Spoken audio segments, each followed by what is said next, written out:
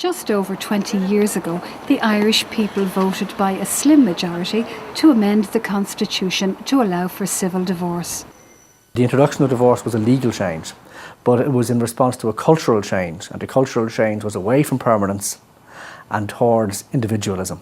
And that cultural change has been the main driver of the changes to family life that we've seen. I mean, if you go back to the time of divorce and the introduction, the number of separated people in Ireland was about 90,000. By 2011, the last census, it had risen to 250,000 people. So that's a big increase. Our rate of divorce separation isn't as big as America or Britain, but 250,000 people in a small country is a large number of people. But there's been a huge increase in the number of couples who cohabit. So actually, as a proportion of the population, there is more cohabitation, that is living together, either before marriage or instead of marriage, and is now higher than in the United States and almost as high as Britain. And the percentage of people in Ireland who are married and who get married has declined quite a lot. And so while our divorce rate is still low by Western standards, all these other figures are right up there. So the family in Ireland has changed a lot in the last 20 years, not all because of the introduction of divorce, obviously. Ireland has become a much more individualistic society. We're not as committed to commitment, if I can put it that way, as we used to be. We're more committed to our own freedom. To change our culture and make it more pro-marriage than it is will require an overall change, and that's the same for all Western societies. We have to become less individualistic, and we have to start valuing commitment and permanence more than we do at present.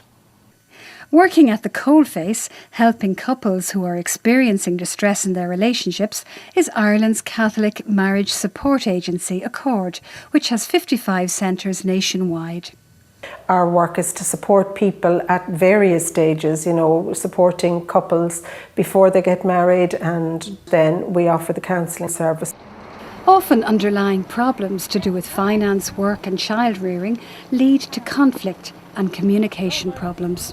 Could be around the use of criticism and insults on either or both sides, or it could be around people not listening to one another and ignoring one another. If, for instance, use of mobile phone and use of social media can be a difficulty now in relationships. It could be somebody who works extremely hard, and when they come home from work, the phone still rings and work issues still come in, and the phone isn't turned off, and there isn't time for family time and for children.